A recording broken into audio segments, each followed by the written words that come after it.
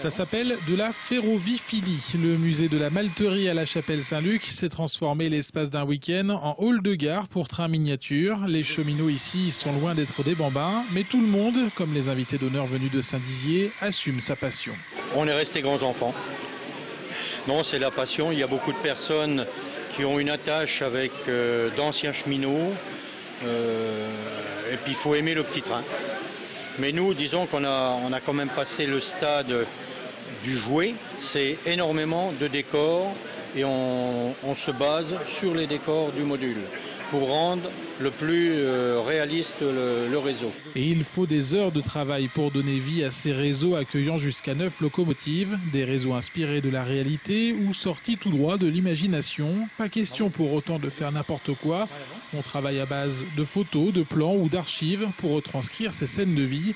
Les spécialistes regroupent leurs forces et allient leurs connaissances. Il y a beaucoup de techniques mises en œuvre, hein. Donc il y a de l'électronique, de la peinture, un peu de plâtre, de la maquette. Il y a des gens qui sont passionnés par l'histoire du train, d'autres qui sont passionnés par la circulation, ces choses-là. Donc il faut harmoniser tout ça. Alors c'est un petit peu le principe du modélisme ferroviaire de club, parce que chacun amène sa collaboration.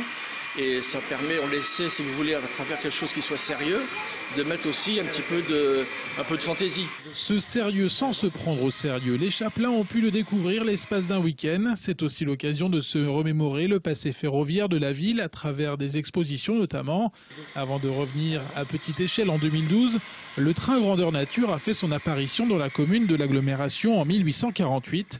Le dépôt SNCF reste dans les mémoires. Le territoire de la Chapelle a été marqué véritablement par cette technologie ferroviaire et nous tenons à marquer cet événement et marquer aussi les modifications qui ont lieu dans notre ville, toujours en envisageant le bien de la population. En l'espace de 4 jours, 3000 curieux sont venus découvrir le train-train de ces passionnés de ferroviphilie.